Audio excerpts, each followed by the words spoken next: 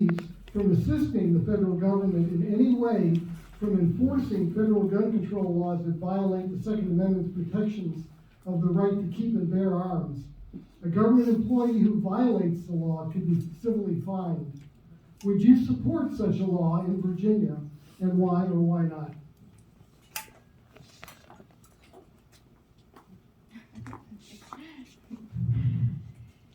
So I don't think that the federal government should be involved in Virginia, and I think that Virginia's freedom and right to bear arms is fundamental.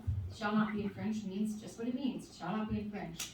So as a state senator, I'm not going to support any policy that's going to infringe on the rights to bear arms, whether you're a government employee or you're a citizen like I am today.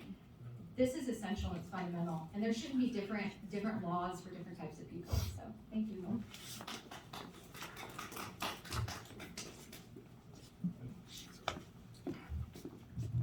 I would support that sort of legislation. I think as we have seen over the last 3 years, especially since COVID, the federal overreach into lots of different areas of our lives beyond just a Second Amendment, we have got to have a more robust level of federalism in this country, where it is not the federal government and then the states in priority, and then localities in priority, because each level has a vitally important and co-equal role to play. And so one of the things that I would like to see us enact in Virginia is something that allows either our Attorney General, and we've got a harder time controlling who our Attorney General is going to be, what party they're from, and perhaps it's our local police and sheriffs, the ability to look at legislation that comes down from the feds and say, we don't consider that constitutional. We've sworn an oath to uphold the Constitution ourselves, and we're not going to allow it to be enforced in our locality or in our state. And so, yes, I would support that.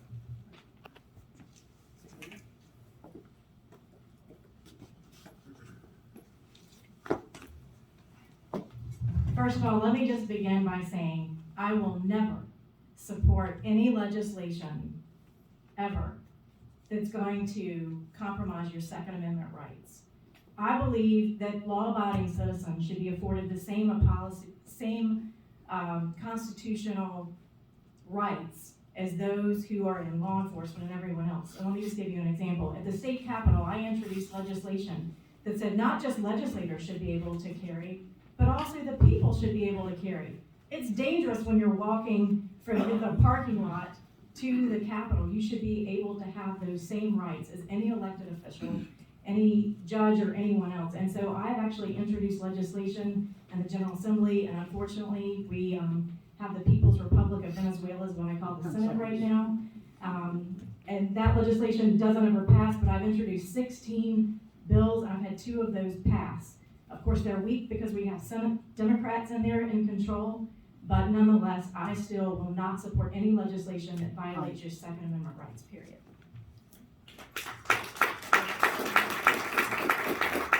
And Dennis, you might want to also raise your hand to get their attention as well, because you're soft-spoken. Okay, the second question, we'll begin with Senator Sturdivant.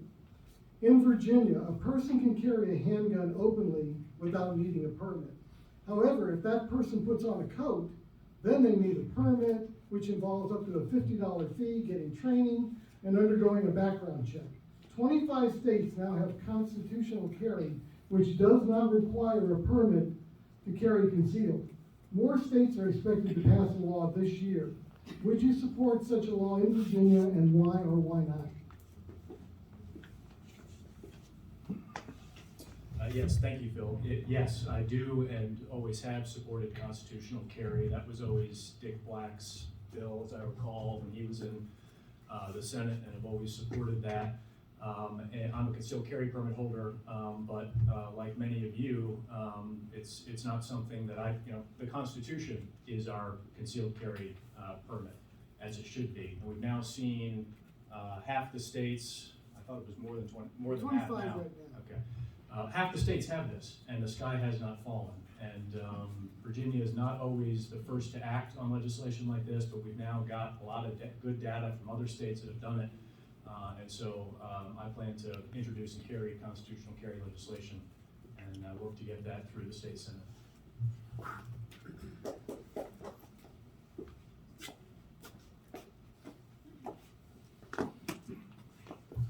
Yes, I absolutely will support this. I have supported and I've actually sponsored this legislation in the Virginia Senate. Unfortunately, this bill did not pass because, as I mentioned, I work in the Senate, the Democratic Venezuela of the Senate. And nothing passes on the Senate, as you all know, and that's why it's important that when we do get solid Republicans in the state Senate, that they are firebrand Republicans in the name of Trump, in the name of Matt Gaetz, Marjorie Taylor Greene. There are different types of Republicans. You need Republicans that have a backbone. You know that I do. You know that I'm going to introduce this legislation for constitutional carry because I've done it while I've been in the state Senate. So yes, I will support that.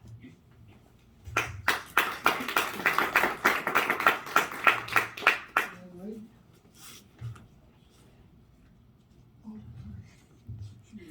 It's okay. Sing hard, yeah. I know. It's the second round. Yeah. No, it's okay. So I support constitutional carry. Look, the only piece of paper that we need is our Constitution. And I think that the Constitution is perfectly clear. And one thing that we should be doing is ensuring that it's being taught in schools. When I was a school teacher, I taught the U.S. Constitution. And I ensured that my students understood what their fundamental rights were, whether it was the First Amendment, Second Amendment, or the Fourth Amendment, and all of the others that affect our First and Second Amendments. These are fundamental. And that's not happening in our schools today. And that's why we're in the situation that we're in. It's because children aren't learning the Constitution. I mean, if they did, would we have to even have this debate? That's the whole point. These laws that they're putting forward on concealed carry are absolutely ridiculous and unnecessary. Just because I put a coat on that I have to have a piece of paper to go with it, it just doesn't make sense. So as your state senator, please be assured I will support constitutional carry. Thank you. Okay, and we'll begin with Senator Chase on this one. In 2020, Virginia Democrats passed a law forbidding the carry of firearms, even by concealed handgun permit holders in state agency buildings, including ABC, DMV, and rest stops. The General Assembly and Capitol Building and Capitol Square, all those places are off limits, even if you've got a permit. Would you support repealing that law in Virginia, and why or why not?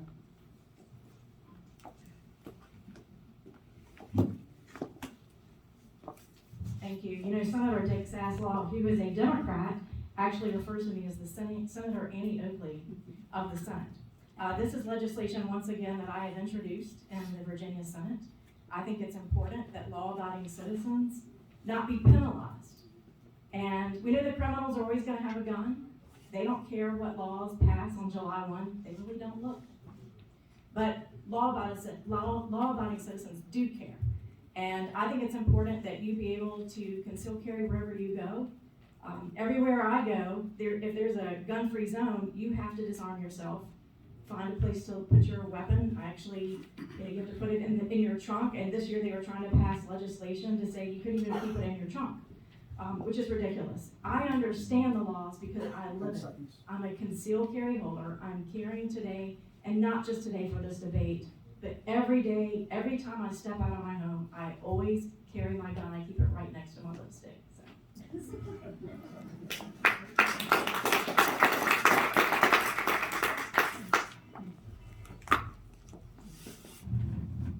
If I fall down at some point, I'll try to catch we'll all have a big laugh. Look, I don't think that there should be one law for politicians and another for citizens like you and me. One of the reasons that I'm running is because as a constituent, I think we need effective legislators who will actually get things done, roll up their sleeves in difficult environments, be able to move our values and our conservative policies forward. That's why I'm here today.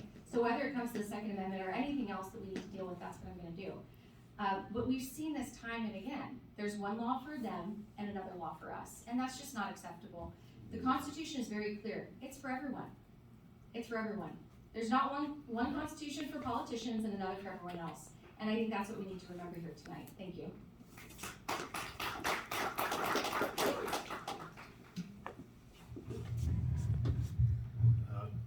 At think that was a great answer. I completely agree with Tina. I mean, the concept that at the General Assembly, we would have armed security protecting the politicians. Meanwhile, actual citizens who are coming to advocate to their own legislature that they're in control of would have to be disarmed is really kind of offensive. And is something that sadly we see more often from DC politicians that has now worked its way down 95 into Richmond. And so absolutely I'll support getting rid of that ban on General Assembly and state buildings. All right, now we're back to Tina Ramirez going first. In 2020, Virginia Democrats passed a law giving local government the ability to pass an ordinance banning firearms in all government buildings, in community and recreation centers, parks, and in permitted or should have been permitted events. Would you support repealing that law, and why or why not?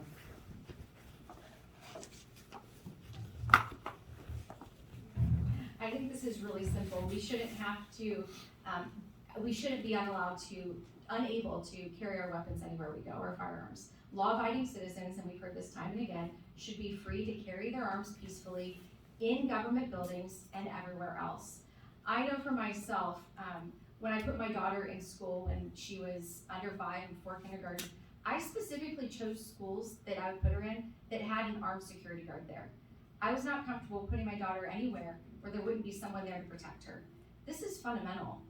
And I know in working in many countries around the world and going into government buildings and in Iraq, in Nigeria, in places where terrorists and Boko Haram and others are running wild, that I feel safer when I have security with me, when I have people that are ready to defend and protect me. 10 seconds. This is why it's so essential and fundamental in America. The Second Amendment isn't just for, we shouldn't have zones that determine where your rights exist.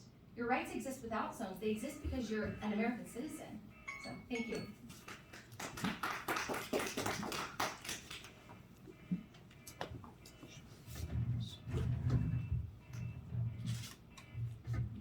Yeah, so this is going to be one of my priorities in the Senate, is going back to the way that it was before 2020 when we had state preemption that prevented localities from instituting their own individual gun control laws. Each one of us, if you live in Colonial Heights, you live in Chesterfield, and you want to go drive over to Colonial Shooting Academy, and you got to go through the city of Richmond, or you go up to Greentop, you're going through multiple jurisdictions with a firearm in your car or on your person, and you now have to worry about, am I going to get pulled over, potentially a felon, because of Democrats allowing these individualized gun control laws by locality. It's not fair, especially in a commonwealth like this, where people who may live in Richmond and have to travel to DC are going through very, very blue areas in Northern Virginia. And so, yes, we're going to get back to the way that it was, where we have that state preemption.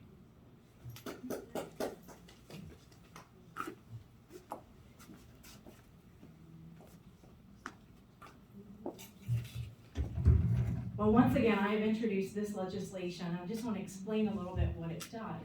So if you're a law-abiding citizen and you go to the Chesterfield County Fair, for instance, the locality can say this is a gun-free zone. You cannot carry your gun in this area, which means you as a law-abiding citizen have to disarm yourself, put your weapon in your trunk, and walk into the fair where you're basically a sitting duck.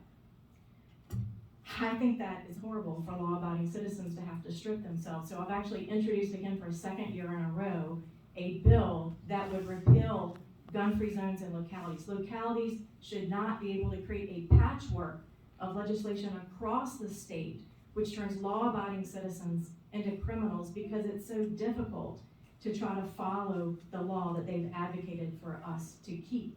I know this, especially as a statewide candidate for office, and all the cities and counties I had to travel through. You had to know what the patchwork of legislation that was going to be in that locality. It's impossible, and it turns law-abiding citizens into criminals. We need to get rid of it.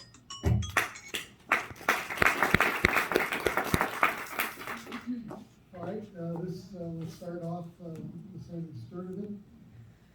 In New York Rifle and Pistol Association v. Bruin, the U.S. Supreme Court said not all government buildings are sensitive. The court also said that those government buildings that are not sensitive cannot ban firearms. One, it's a two-part question. One, what government buildings do you think are sensitive and could ban firearms under that ruling? And two, would you support a gun ban in such buildings, and why or why not?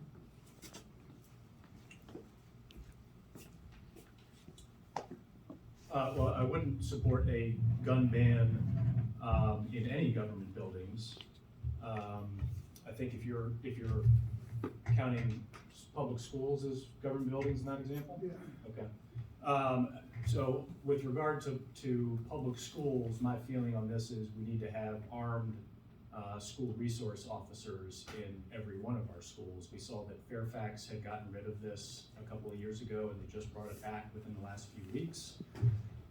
And so I agree with Governor Youngkin, we need to have armed SROs in every one of our schools. And I would go beyond that to give the authority to individual localities to be able to expand the pool of those able to carry in our schools. But I think that the best way we go about doing that is by giving that to the individual school boards and boards of supervisors.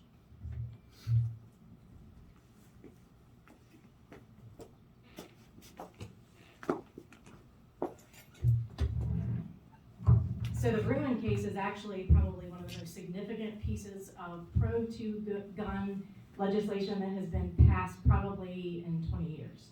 And what this legislation does, and by the way, Dick Heller endorsed me, I don't know if y'all are familiar with the Dick Heller versus DC case, but this Bruin case is actually piggybacking off of that particular case, and what it says is this, and it was challenged in New York, and you have a governor there who received a lot of money, and she's compromising on our Second Amendment rights and ability of law-abiding citizens to be able to carry on a person outside of their home. Now, obviously, you may have a threat within your home, but you're more likely to have an increase in threat outside of your home, which is what Bruin addresses. When you're outside of your home, should a law-abiding citizen be able to carry? And the answer, of course, is absolutely yes. You should be able to carry in your house. You should be able to carry outside of your house. And you know, Glenn mentioned the SROs. I've introduced legislation to allow security officers to also serve in our schools, and that would be veterans and military folks who are retired. They'd be able to do so.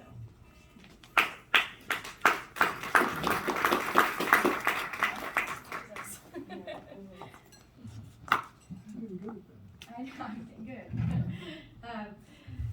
Okay, so with this question, I don't think that we need to ever have a gun-free zone. I am pretty unequivocal on that because when we see what happens on college campuses with free speech zones, what do we see? We see our most fundamental freedoms being shut down, people being silenced. Gun-free zones are no different. They're just another way of the Democrats and the liberals trying to silence and shut us up and leave us defenseless. And because I've seen literally firsthand what happens in countries where they have gun-free zones, I understand this firsthand. In Nigeria, in northern Nigeria, when I travel throughout there, Boko Haram is rampant, and the Fulani herdsmen are going around with machetes and AK-47s, killing Christians, killing Christian farmers. And they have no recourse because in Nigeria, they have no right to self-defense. They have no right to a firearm. We don't just need these gun-free zones eliminated in our government buildings everywhere. Our Second Amendment is not restricted by zones.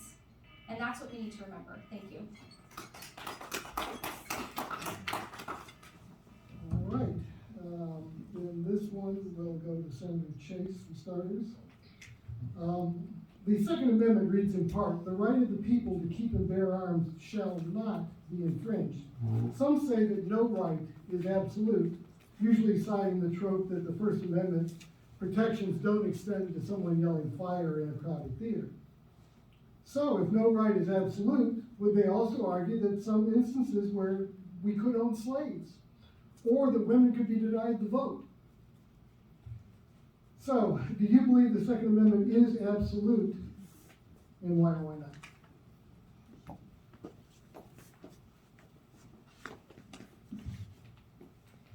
I do believe the Second Amendment is absolute. It is protected in our United States Constitution federally, but also in our state Virginia Constitution, and it's very specific and saying that the reason that we have the ability to bear and protect our rights shall not be infringed is for terrorists, both foreign and domestic.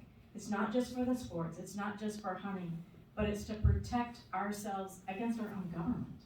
And so that makes us different than every other country. The moment that law-abiding citizens' rights are infringed on, it's a slippery slope, and that's why you'll see year after year for 8 years, I have voted no against every infringement on your Second Amendment rights, because I believe that the United States Constitution is supreme and sovereign over every single law, and how dare Governor Northam, with his 2020 trifecta, come in and take away your fundamentally protected, God-given rights, natural rights. Thank you.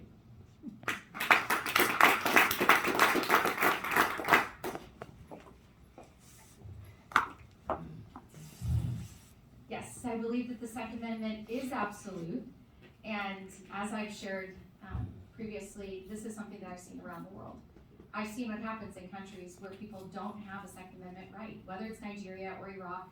I met a woman who was held at gunpoint by ISIS 2 weeks after I met her, after ISIS had held her at gunpoint, and her 4-year-old daughter was ripped from her arms because she wasn't able to defend herself. She wasn't living in a country where the government was going to protect her, or where she had a right to protect herself. That's why we have this freedom. It's to protect ourselves from the power of government and overreaching government, and from others that would try to harm us.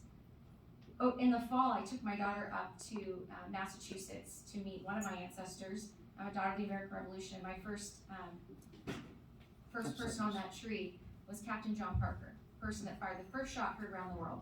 I wanted my daughter to grow up knowing why we have this freedom and how it was given to us and fought for. Thank you.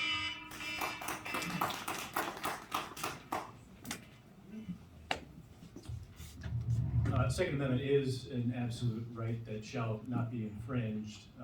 Certainly, we don't let folks who are like in jail carry. So they're, but I think, in that regard, one of the things that we have got to work towards more is, especially in the case of felons, the Democrats are happy to give them back their voting rights and ability to sit on a jury, but they won't give them back their gun rights.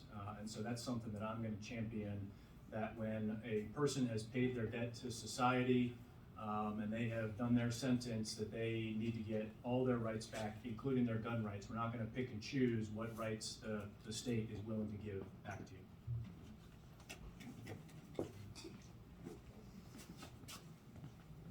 So did you look at my next question? Nobody saw these questions. Okay, and so this one is going to go right back. Yeah, no, we did. Where are we at now? Yep, Tina starts. That's Tina. Okay, Tina. Okay, Tina Ramirez. In America, if you are found guilty of a crime, you're punished and required to pay back your debt to society. If you're found guilty of a felony and you've done your time and anything else the court has required you to do, should you automatically get your rights back, including the right to keep and bear arms, and why or why not?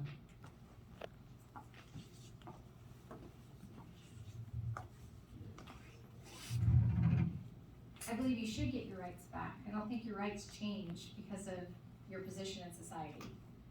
And this is really essential because somebody that's come out of prison, let's say, don't they have a family to protect? Has the power of an overreaching government changed? Nothing's changed. They deserve the right to defend themselves and their family. That's fundamental. And I know that when they don't have those rights, that's when people are left vulnerable and unsafe.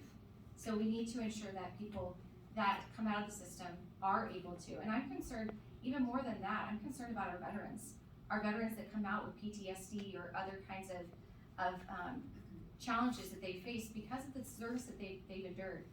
And they shouldn't be disadvantaged either. These are people that fought bravely, that understood how to carry a firearm and how to use it to defend us.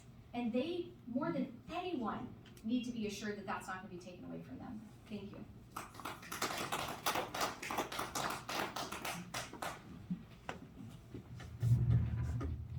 So in the last couple of months of campaigning and going door to door, I've met two guys, both of whom had lost their rights because they had been convicted of felonies.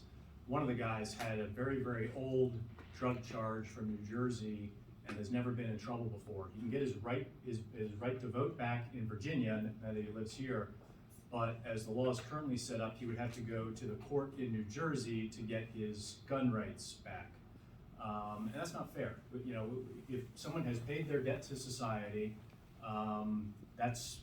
they paid their penalty, and they need to be brought back into society, and that includes giving them all of their rights back, including their gun rights. And we shouldn't be picking and choosing which rights we're going to give.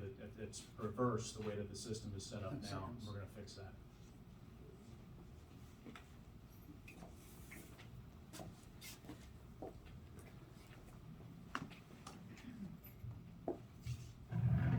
Try not to sound like a broken record, but I will say that I agree that if you serve your time, that you should be able to have your gun rights restored. And you know, if you think about it like this, a lot of folks live in high crime areas, and they need to be able to protect themselves. Not everybody can afford security systems, right? I remember growing up that my grandfather had a shotgun right on top of the refrigerator, right behind the door. That was our security system.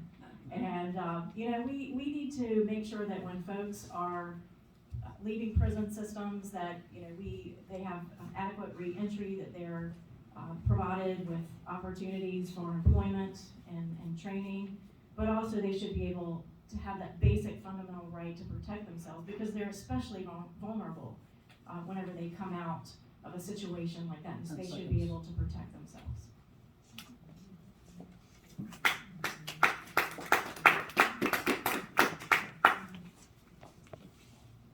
All right, this would be for second tournament, and kind of tying into this same thing. If a person cannot be trusted to possess firearms, why should they be trusted to vote? Why should they be trusted to even be on the streets with the rest of us? Your thoughts?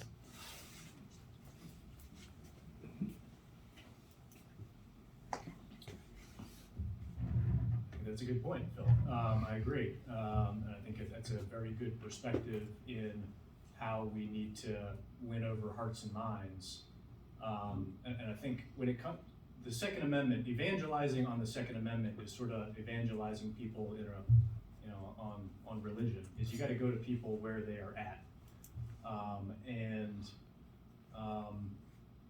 I think COVID and the lockdowns and a lot of the federal overreach has really brought a lot of people around who weren't normally gun people. We saw gun sales go through the roof, ammo sales go through the roof during COVID.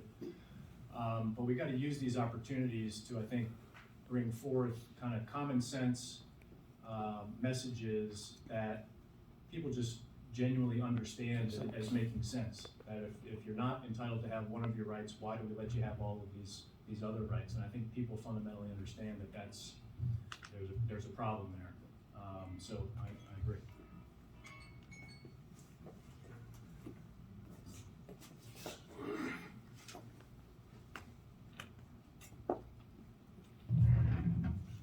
I believe that gun rights and voting rights go together.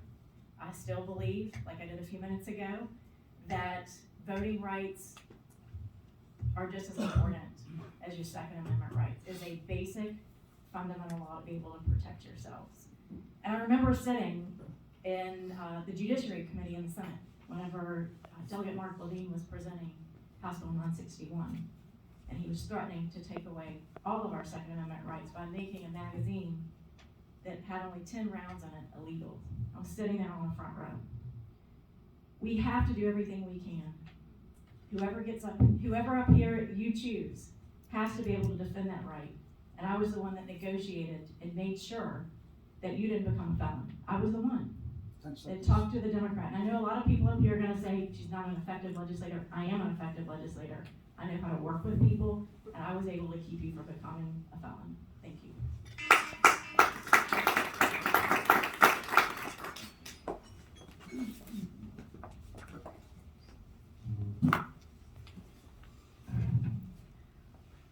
Okay, so I think the first problem with the statement, Bill, that I'm not quite sure I'm gonna answer the way you're looking to, but if I can't trust, right? Is that who started it?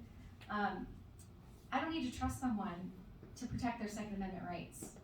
Second Amendment is what it is. Shall not be infringed means shall not be infringed. So whether I trust you or not, every person in America has the right to protect themselves and their family. That's fundamental. And that should be protected and preserved, and we have laws in place to protect law-abiding citizens in peacefully carrying their arms, and we need to ensure that that remains that way. The problem that we see isn't law-abiding citizens. Law-abiding citizens aren't the ones going out there shooting up stores and storefronts and malls and movie theaters. It's criminals. And that's what we need to be dealing with here. It's not law-abiding citizens that have a fundamental right to their Second Amendment to bear arms, protect themselves and their families. Thank you.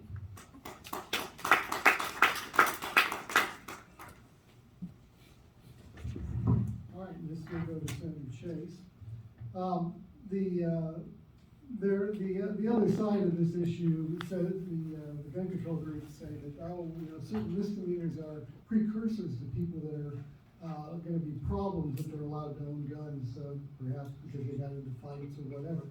So should a misdemeanor, any kind of misdemeanor, take away your right to keep and bear arms, even temporarily, and why or why not?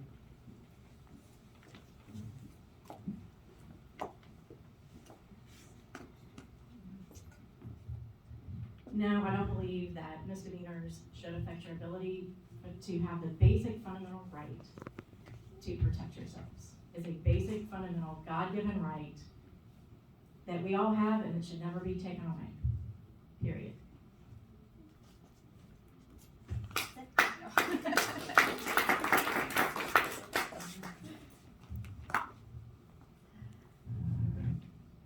Just because you commit a misdemeanor doesn't mean that you don't have your Second Amendment. I think that's the problem, what we're seeing with a lot of Democratic policies that are being shoved down our throats, is that they seem to think that there's different classes of people that get their rights. We have a Constitution for a reason. It protects all of us equally. And this isn't something that can be changed based on, any kind of situation that you've had in your life. So the kid that goes out and smokes weed is somehow maybe commits a misdemeanor and then loses his Second Amendment to go shooting with his father. It doesn't make sense, and I just think that these laws are ridiculous, they're ineffective, they're invasive of our Second Amendment rights. That's why we see Democrats pushing them, because they want to encroach at every level and every piece and make the slightest thing a restriction on our freedom. And that's why we have to be very vigilant in every little aspect of these changes to stand up for the fundamental Second Amendment at all levels. Thank you.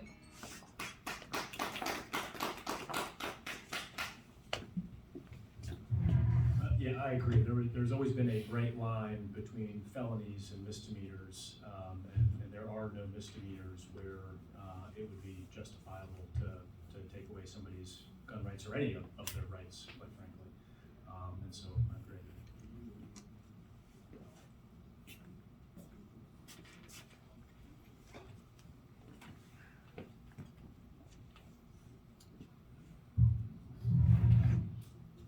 Okay. Extreme risk protection orders, also called red flag laws, allow the police to strip away a person's basic civil right to self-defense without allowing that person a hearing in court for 14 days. If the person cannot afford a lawyer, then they have to go to court without a lawyer. No mental health treatment is provided, just the person's guns are taken away. A New York red flag law similar to the one in Virginia was struck down as unconstitutional by a New York court because no mental health professionals were involved in the decision-making. Temporary detention orders, which Virginia has had for years, do involve mental health professionals in treatment. Do you support red flag laws, and why or why not?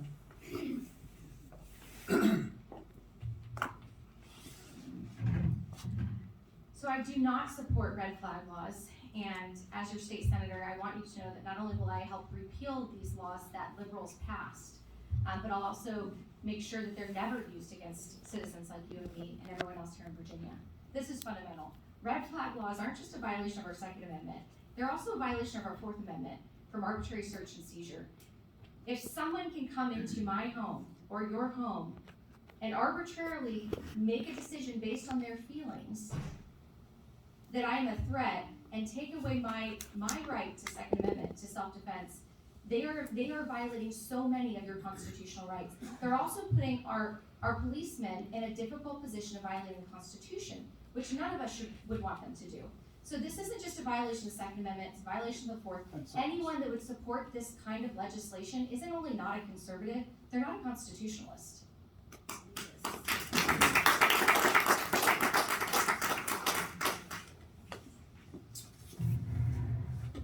So I don't support red flag laws.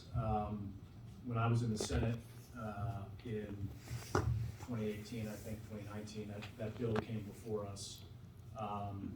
It's one that at the time, as I was doing my research on it, it was an idea that was being pushed by President Trump. The NRA had been pushing it. At the time, we thought it was a way to try to help stop some of these shootings by the mentally ill folks. We've seen since then that it is abusive and bad policy. And so, like I said, earlier, I've come to now several VCDL meetings, gotten up like this, and basically said I whiffed on that.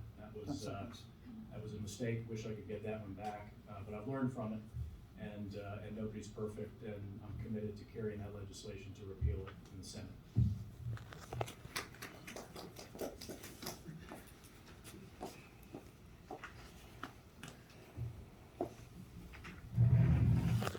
So I not only oppose red flag laws, but I have voted against it every year for 8 years and will continue to vote against it. I sponsored this legislation this past year.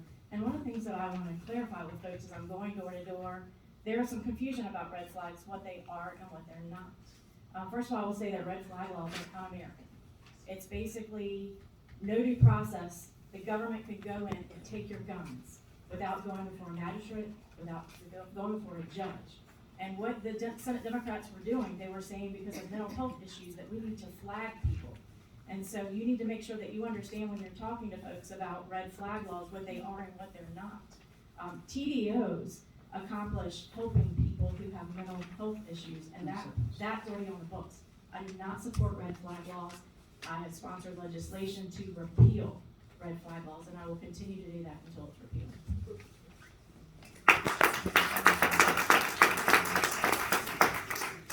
This is the event.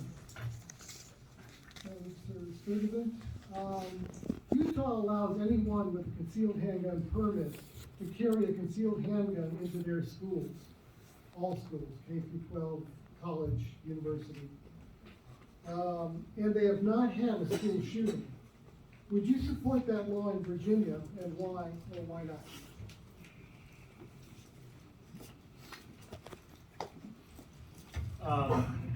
What I support is, first and foremost, armed SROs in every school. And I think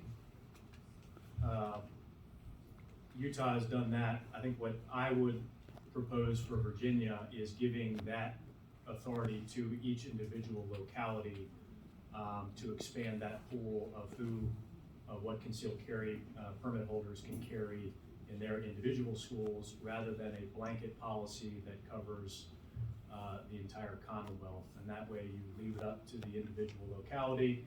And then you can advocate for the school board members and the board of supervisor members that matter to you to get the policies enacted that you want, and you leave it up to those localities.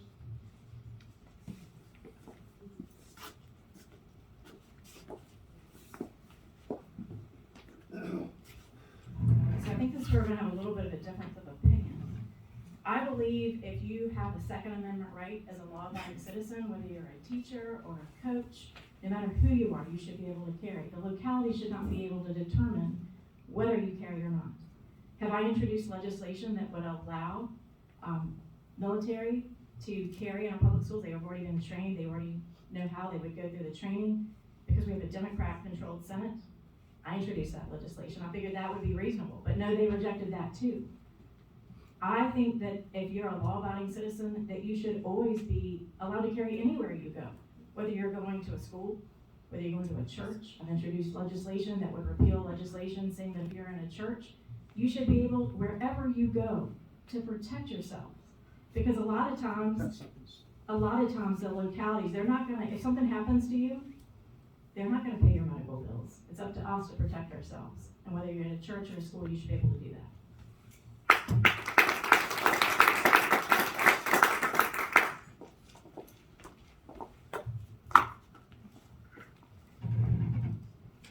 Thank you for the question, Phil. This is something I think that's very personal to us as parents in this room, because we want our children to be safe. And the most important thing to me is knowing that my daughter is in a safe environment, and the first line of defense for her are the teachers, it's the school resource officers, it's the people that are adults that are in the room that are able to protect her. And that means that they must have the right to constitutional carry, because that's really the highest protection for them. And so this is something that I would absolutely support, and I believe is essential for the protection of our children. I think it's a disservice to our children to place that right and freedom in the hands of localities. It's a constitutional right. It shouldn't depend on whether I live in Northern Virginia with a bunch of liberals that want to shove a bunch of crap down our kids' throats, or down here in Colonial Heights where they love our freedom. Thank you.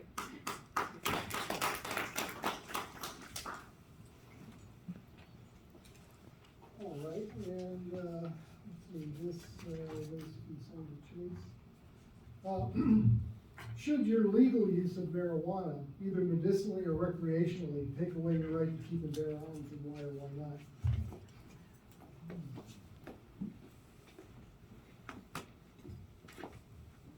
So let me be clear.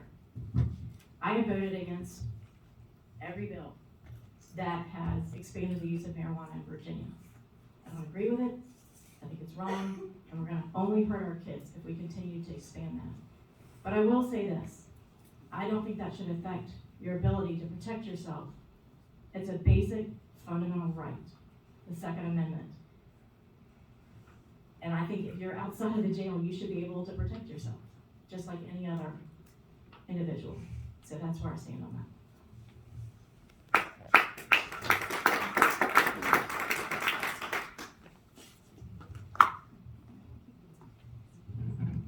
Look, our Constitution doesn't depend on how we live our lives. It's there because we are American citizens, and we have a constitutional republic that protects our fundamental rights and freedoms. And whether somebody is smoking marijuana or out drinking or whatever they're doing, it doesn't change those fundamental rights. We can't arbitrarily pick and choose winners and losers and who gets them and who doesn't. Because as soon as that happens, it's a slippery slope to losing all of our freedoms. And this is what I've seen all over the world. And it breaks my heart when I come back to America and I see lockdowns taking away our freedom of conscience and our right to worship and go to church, because if we're not wearing a mask, we're not following a certain policy. And this is no different. These are arbitrary rules. They're just looking for ways to restrict our fundamental freedoms. And the Second Amendment is fundamental. Shall not be infringed means exactly that. You shall not infringe. Thank you.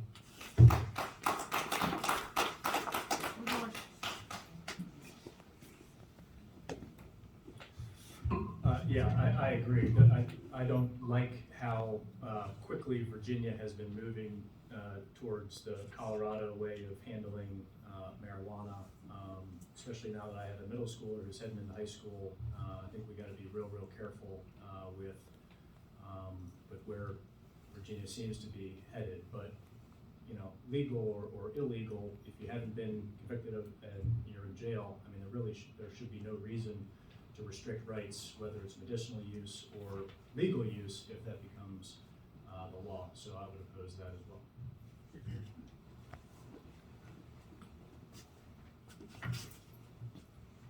Okay, Virginia law prohibits the carrying of concealed weapons unless you have, no, I say weapons, I'm not talking just handguns, weapons. Virginia law prohibits the carrying of concealed weapons unless you have a permit. Currently, there is only a permit for a concealed handgun, and not for other items like a throwing star, nunchucks, a razor, metal knuckles, blackjack, dirk, bowie knife, or a very subjective of the like kind, which could almost open the door to anything you can imagine. do you think a concealed handgun permit should actually become a concealed weapon permit, and why or why not? Yes, it's you, Tina. Musical chairs here, David. Sorry about that. Sorry, I have to think back to what the question was. Yeah, concealed weapons other than just handguns. So when it comes to this great, it's like alphabet soup that they want to put on us. I don't think that we need any of these restrictions on our gun rights. I think we need constitutional carry. We have the Second Amendment. And I think that women like myself and families and anyone across our society, citizen, law-abiding citizens, should have the right to protect themselves and their families. So whether that means using mace or using a gun or using something in between, it really doesn't matter. And I think that's why when you look at these arbitrary restrictions they place on firearms, from bump stocks to this or that, it's all arbitrary, or calling it an assault rifle or an assault weapon. It's arbitrary. And that's the fundamental point that we're getting to here. We need to understand semantics, and we need to understand what is real and what's not, and that what they're trying to get to is really just to take away your Second Amendment rights. And that's something that we need to be educated on to stand up against. Thank you.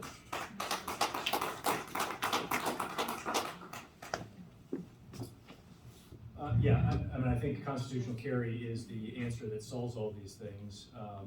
As I recall, it used to be a concealed weapons permit that included more than just guns. Right, everything. Right. And so, to the extent we continue to have concealed carry permits, yes, I would support encompassing those self-defense weapons in addition to just a firearm, as had been changed over, I don't know, when was that changed? 1995. Okay.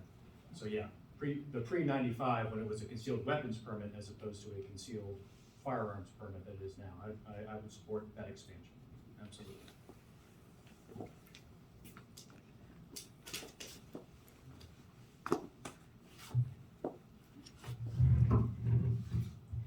I can't believe that you need the government to give you permission to carry mace. I think it's ridiculous. Nunchucks, any of these other things, why do we need the government's permission for that? I mean, if you think we need to expand that to include weapons, but I would argue we don't need the government's permission to carry anything. The government doesn't need to know how many guns I have. They don't need to know what type of guns I have. They don't need to know how I'm protecting myself, whether we're talking about nunchucks, mace, whatever. It's none of their business. And my big concern with universal background checks and everything else is the government is developing a registry for your guns, which if it falls into the wrong hands, will be a method that they can confiscate not just your guns, but your weapons, whatever you're using to protect yourselves. I use high heels if I need to sometimes. They make great weapons. So whatever your weapon of choice, I don't think the government should be able to keep an inventory of what we're carrying, whether it's our heels or guns or lipstick, whatever, knives, whatever. They shouldn't regulate that for us.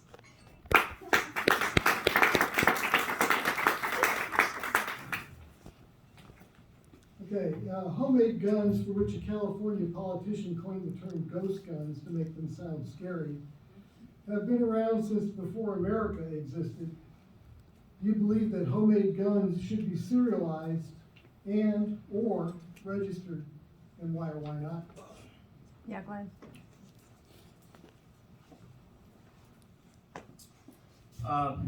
No, I don't. I think, and we should not be banning homemade weapons.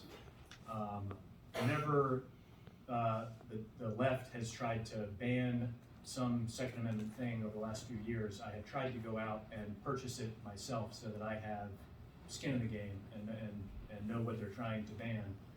I can't afford the 3D printer and all the other stuff. But we've got to be able to protect the rights of law-abiding citizens to be able to exercise their Second Amendment rights in every way and capacity. And as they continue to pick here and pick there and change here and change there, it makes it unfairly and unduly burdensome on us to be able to exercise our constitutional right, which is a fundamental natural right given by God to defend ourselves.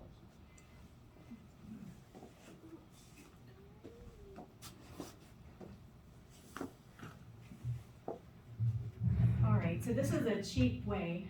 Everybody's into do-it-yourselfers, do-it-yourself guns. I mean, I don't see what the big deal is. In fact, I sleep with one under my bed that when I ran for governor, my security team built for me. It's an AR-15, okay? I sleep with it under my bed. I'm well protected, and I know how to use it if I need to.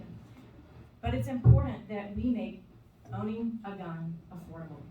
And sometimes you can do so more cost effectively by purchasing a gun that you assemble the pieces and put it together like you would a computer, like you would anything else you could buy on Amazon. It is no different. And the left wants to make it out as it's some big deal, but it's really not. We have to be able to protect ourselves as Americans, as law-abiding citizens, and if we can save some money to do it, then we should be able to do it. And once again, I don't want the government serializing and keeping track of what I have and what I don't have. It's not their business.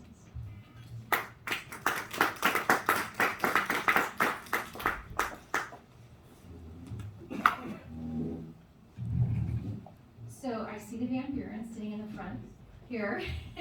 And to answer this question, I think of you guys, because I think you have so many women, probably like myself, that aren't great hunters and shooters, but want to be able to protect themselves. And so they come to you for private lessons so that no one else will know, to be able to learn how to use a firearm safely and effectively.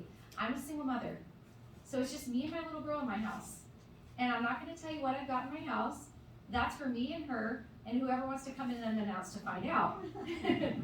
But what I will tell you is that when it comes to things like this, it's amazing because I think Americans are so brilliant that they create guns out of a 3D machine. I mean, that is the ingenuity of America, and that's their right. And for somebody that doesn't feel safe going out and even purchasing a firearm so that other people are aware of what they're doing, why shouldn't we protect that? That's fundamental. So thank you for what you do, and know that when I'm in the state senate, we're gonna make sure that the 3D printers and anything else are protected. Thank you.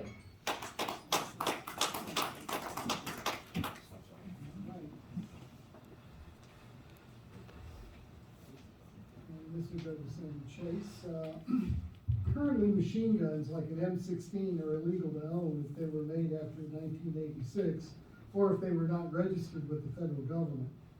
Do you believe that machine guns, including newly manufactured machine guns, should be legal to own like any other firearm, and why or why not?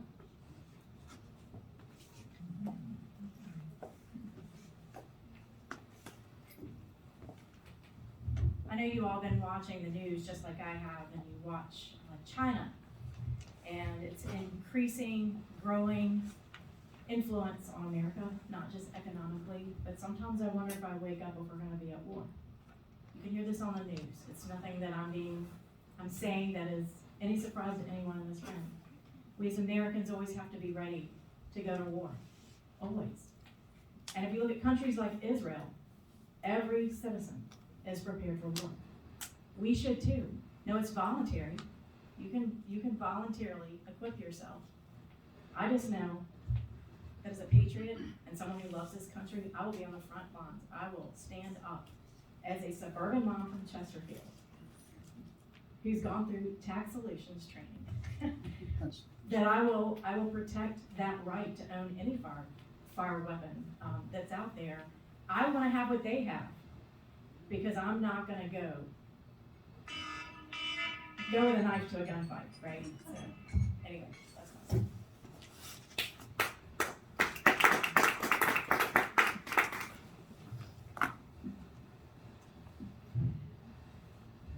I don't think there's a difference between what firearm you're gonna use, except that sometimes it's actually really nice to have one that shoots all over the place if you don't know exactly how to shoot the target as well as you would like. I know that when I've learned how to shoot with my daughter, she's very good hitting that bullseye, and I'm not quite as good as her. So there are different types of firearms for different people, and that's essential. We don't have this right to choose, which one it works and which one doesn't. That's not why we have the Second Amendment. We have it because if you need a firearm to protect yourself, you need one that's gonna work and work for you. And so whether it's a machine gun or an AR-15 or something else, that's what you need and that's what you should have. and everything else that goes along with it to make you feel more comfortable as a gun owner and a law-abiding citizen to use it to protect yourself and your family. So I'm unequivocal at all levels. It really doesn't matter what kind it is, it needs to be protected. Thank you.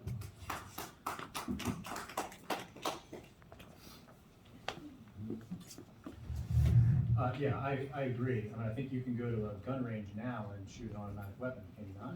Yeah.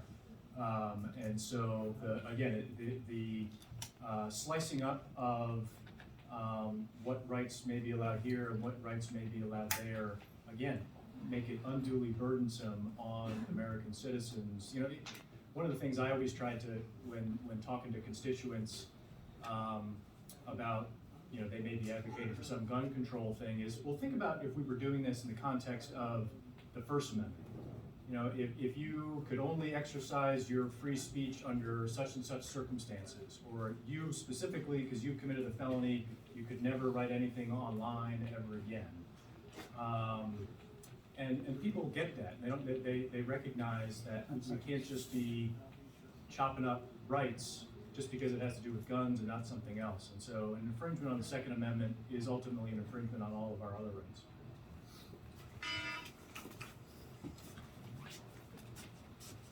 All right. And we're back to Tina Ramirez. Machine guns are required to be registered with the Virginia State Police within 24 hours of purchasing one. Also, you cannot have live or fired ammunition in the same area as the machine gun, making shooting one impossible legally. Do you believe Virginia's machine gun law should be repealed, and why or why not?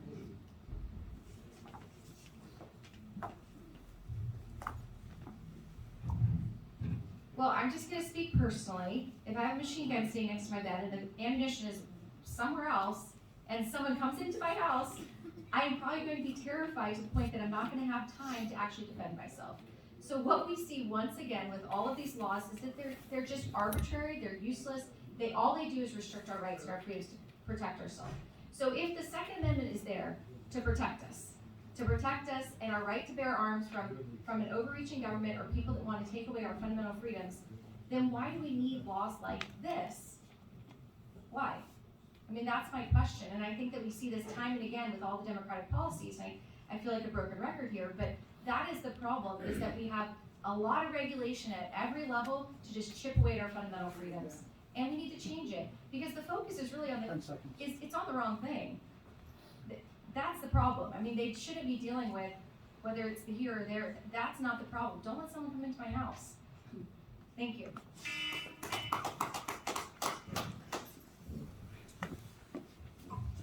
Yeah, all the legislation that, you know, either the Democrats want to mandate that you keep a dangerous trigger lock on your gun, or you have to keep the ammo separate from the firearm, just really, you know, serve to make the firearm completely useless, a very expensive paperweight.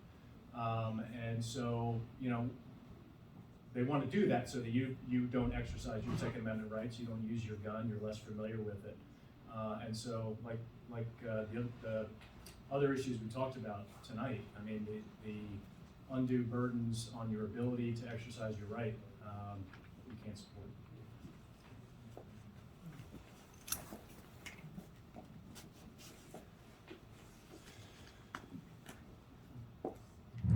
So that's what I've been doing for the past 8 years, is trying to repeal onerous legislation that restricts and puts onerous requirements on law-abiding citizens, and I would put this bill in that same category. I'm gonna go back to, again, it reminds me of a bill that was introduced this session that said if you have young kids in the house, you have to keep your firearm locked up. Now, if you've taken tax solutions class, you understand that you have about 30 seconds to react to any type of situation. 30 seconds. The person has already come in your house and has already taken care of your family.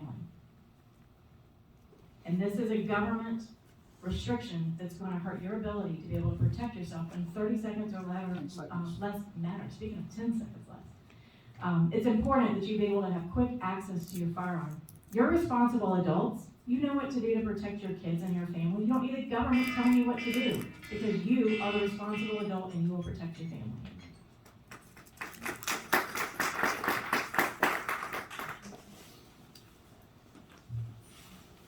Firearms sales and manufacturing is one of the most regulated industries in the country. Yet manufacturers and dealers are victimized by frivolous lawsuits when a criminal does something illegal with the gun they purchased, even though the dealer and or manufacturer did everything correctly. These lawsuits have put companies out of business and people out of work. Do you think there should be stronger protections for the firearm industry against these cases, and why or why not? Glenn.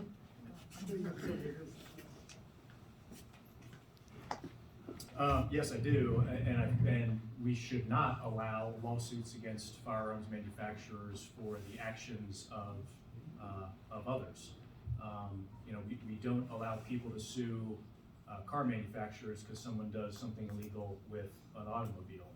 And so I think that would probably be struck down as unconstitutional, but it's bad policy, we shouldn't allow it.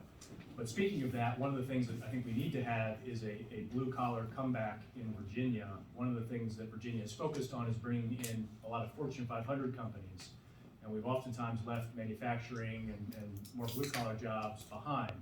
But firearms manufacturing is one of the things that can create a lot of good, strong, middle-class jobs for Virginia families.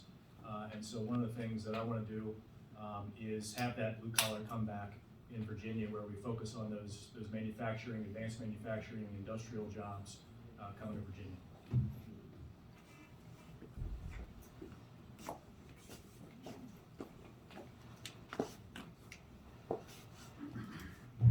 So I would do everything I could to prohibit manufacturing companies to have unnecessary burdens of lawsuits against the companies. I agree. Actually took my example of the car. It's the same type of thing. If companies are not viable, they go out of business. And so if you have unnecessary increased costs to do business, then what happens? They go out of business. We need Smith & Wesson. We need Ruger. We need all of these manufacturing gun companies to stay in business so that we can have firearms to protect ourselves. And the second that you go after the manufacturers, like the left has done for at least since 2020, they've done it before that with the Democrat trifecta. They were able to pass that a lot of that legislation. We need to make sure that we are protecting those who protect our ability to protect ourselves, and that includes the manufacturers of our firearms.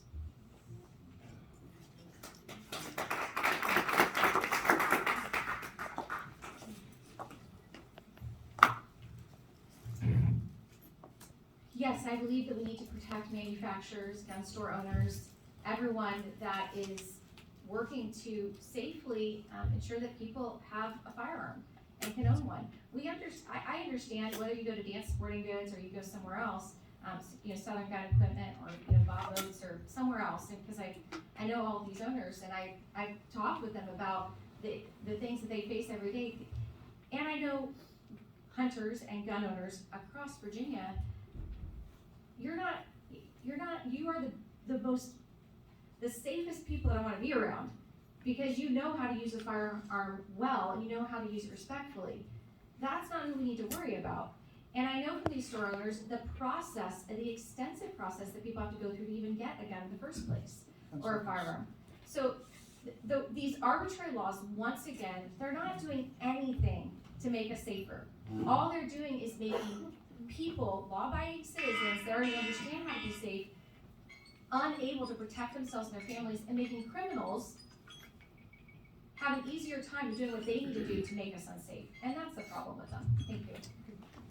All right, so we have 2 questions left.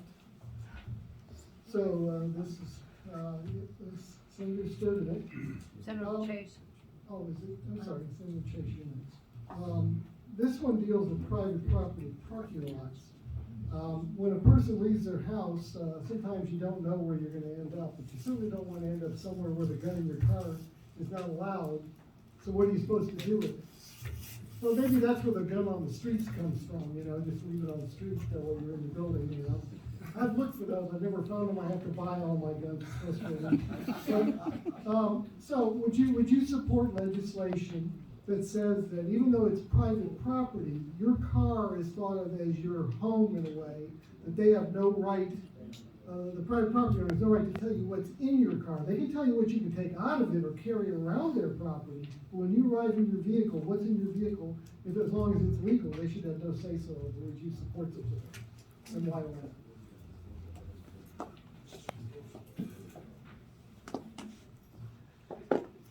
So yes, I would absolutely support this legislation, and I think it's an extension of your home. Your car, most of us, if you work like we do, you live in your car, right? And so that's kind of your mini castle, if you will, your home away from home. And so I believe that we had a bill that came up again this year that said, what happens if you're entering a gun-free zone? This really gets me. They said that they were gonna charge you with a misdemeanor if you left your firearm in your car and then you accidentally left it unlocked. They're gonna charge you with a misdemeanor, making you basically a criminal. I mean, that's what they wanna do. I mean, that's ridiculous. What happens if you have a kid that accidentally, you think you locked the door, but you didn't? I mean, there's all types of legislation that the left is trying to put down to make you sound like a bad person if you don't vote for this bill, and you have to have the stamina to say the Second Amendment is the Second Amendment, and I will never vote for any legislation that chips away those Second Amendment rights, no matter what it is, including this bill.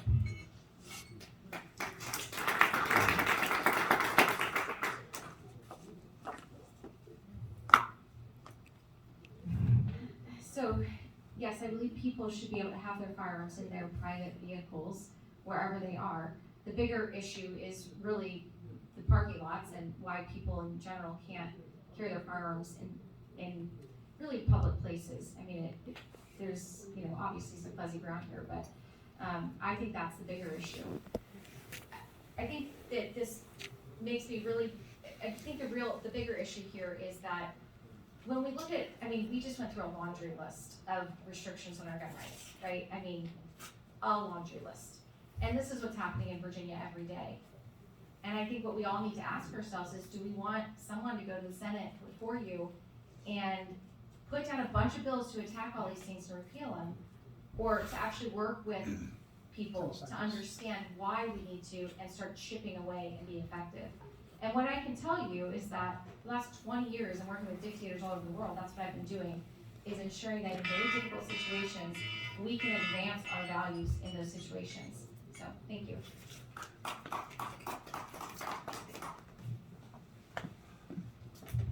So the answer to that legislation is absolutely yes, you should be able to have your gun in your car, even if the private property owner says you can't. I think, though, what we have seen, especially since COVID, is, and the left and big business saying that they're gonna force us to give up a whole bunch of rights and have to comply with a whole bunch of things just to walk onto their private property. And so, like Target is a good example, that I assume they probably won't let you have your gun in your car in their parking lot, or think of a place like that. And we have to start, the left always pushes back on us on things like this. And I think when it's something like a Target or a public place that everybody goes to, because it's part of commerce, that they can't require you to give up your rights just because it's their private property.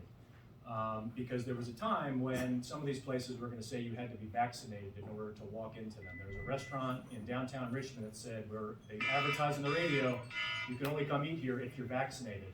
We, thank God, have gotten away from a lot of that, but we're way too close, and we have to start pushing back and saying, just because you're private property doesn't mean you can tell us to check all of our rights at the door.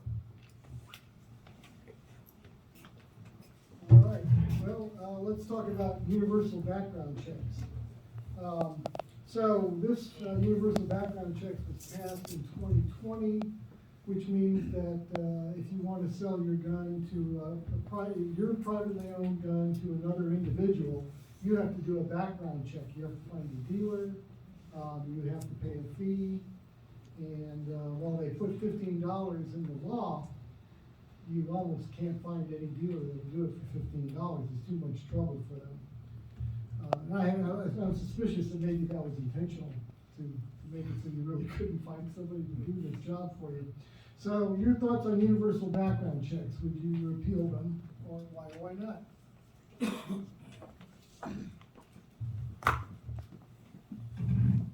So I don't think we need universal background checks. I think this is just another interference. It's arbitrary, they're invasive, they're unnecessary, and that's what we've seen with all of these liberal democratic policies are being shoved down our throats, from red flag laws to everything else. Liberals want to shove these things down our throats because they want to restrict our Second Amendment ability to protect ourselves and our families. I shouldn't, whether it's printing it off on a computer or anywhere else, these things are arbitrary. We don't need them. And we need to work in the state Senate to ensure that they don't come to Virginia. We don't need universal background checks, so I will absolutely oppose them. Thank you.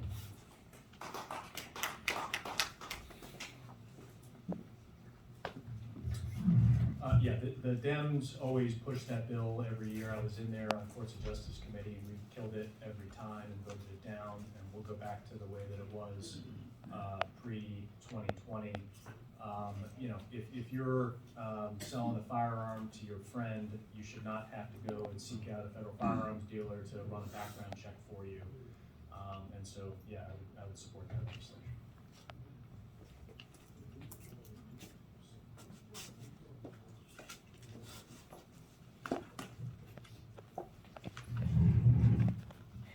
So universal background checks create a registry that the government can identify how many guns you have, the types of guns you have, and I don't want them to know that about me. It's not their business. They're the government. And the reason we have the Second Amendment is to protect ourselves against terrorists, both foreign and domestic, to include our own government. And so I don't want the government, who could potentially come against me, to know what I have. And that's basically what universal background checks does. It sets up the framework for that, and I don't support it. And for that reason, I've always voted against it. I'll continue to vote against it, just as I have every other legislation that comes before me that would restrict your Second Amendment rights, no matter what it is. You can always count on me. For 8 years, I have always voted against it. I have a history of voting against it, and you can trust that going forward, you know, history, your voting history is a good indication of how you're going to vote in the future. I'm the only one on the stage that has a consistent 100% rating with VCDL for 8 years in a row, lifetime rating, the only one.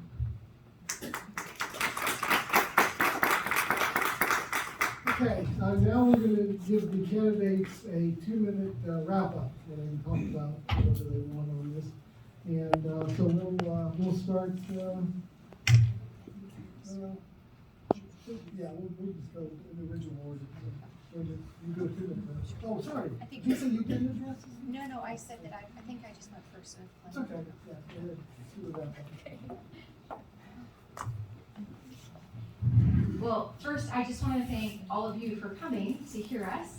This was a very informative forum, and I want to thank Bill and Al and Britton and everyone for putting it together.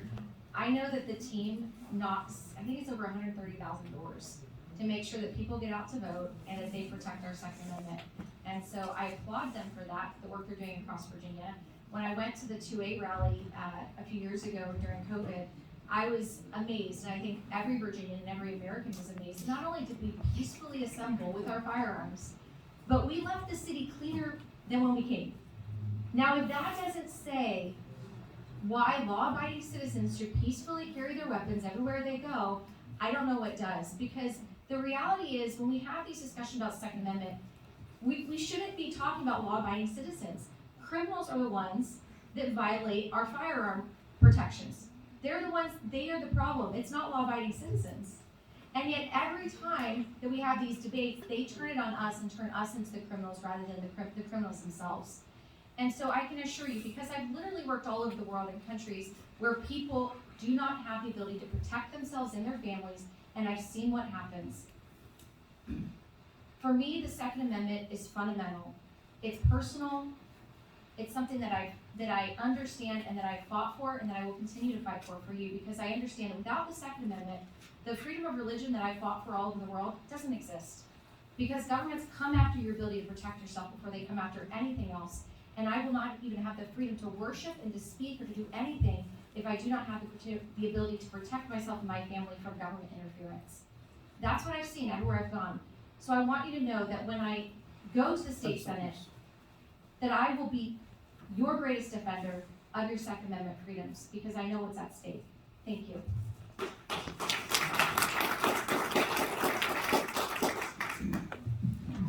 Thank you all for being here. Let's talk politics for a quick second. As I mentioned earlier, we have a real narrow window of opportunity to get Virginia back on the right path with the last 2 years of Governor Youngkin's term. We cannot mess around. There is no time, because we are not guaranteed another Republican governor in the next gubernatorial election. This district is all the way from the city line in Bon Air, all the way down through Midlothian, Brander Mill, Wood Lake, south of Hull Street, Matoaka, Winterpock, parts of Chester, and then all of the city of Colonial Heights, okay? In November of last year, the congressional midterm elections, this Senate district went 53% Republican. That's good. Leans Republican, okay? But it only went 53% Republican in the midterm congressional midterms, when that's supposed to be our high watermark as Republicans during Biden's first midterm. So we cannot fool around with this seat, because the Dems are going to come after it hard, and we have got to win it. I represented about half of what this is now, this new district, when I was in the Senate, and it's the areas that are hard for a Republican to win. When I ran in 2015, my old district was a Hillary plus 11 district. Hillary plus 11. And we won that by just a little bit. When I ran in 2019, did win, blue wave year, big blue wave year. But from 2015 to 2019, we turned out 10,000 more Republican votes in 2019 than we did in 2015. And that's what we're going to have to do in this race to win this seat, to work with Governor Youngkin, and to get down to business immediately and to get it done. So thank you all for listening tonight, and I'm asking for your vote on June 20th. Thanks very much.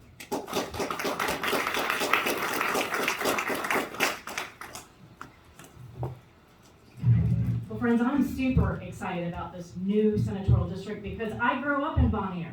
My husband Mike grew up in Bon Air. His parents still live in Bon Air. We went to Bon Air United Methodist Church, very involved in that community. This is the community, part of Chesterfield that maybe I haven't represented before, but I have a very, very deep roots there. My husband and I were married at Bon Air United Methodist Church. His parents, his grandparents, we have deep roots in the 12th district. We've lived our entire lives in the 12th district. I know how to win. I've done it.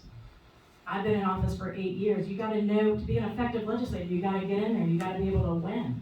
I'm the only person sitting up here that has consistently won general elections, even during a blue wave. And I can win that again. Also, once I'm elected, you know where I'm gonna stand on the issues, because I've done it. On the Second Amendment and everything else, I have a 100% rating, almost every category you can think of. I was just recently awarded at CPAC an award for being a conservative achievement. And I'm proud to be one of the top, most conservative senators here in Virginia for 8 years. So it's not important, it's important to get elected, first of all, which I've proven I can do. But it's also important once you get in there to do what you say you're gonna do. I've done that on all accounts. I will win the new district. I have represented most of it for 8 years. I have won many Republican primaries competitively. I know how to win. I will win again. And when we go into the new Senate, which, as we described earlier, is going to be fruit basket turnover, I look forward to working with the new majority. I left the Republican Senate caucus. I didn't get kicked out because I stood on my Second Amendment principles, that my Republican minority leader was introducing bills against the Second Amendment, and I took a stand against that leader, the Republican leader. That's why I left. I didn't get kicked out. I left on principle. Friends, I'm principled. I can win, and I look forward to representing you in Senate District 12. I'd love to have your vote. Thank you.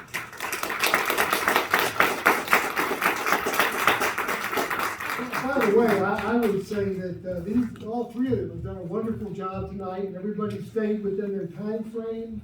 I thought this was excellent. All three of them did a very, very good job.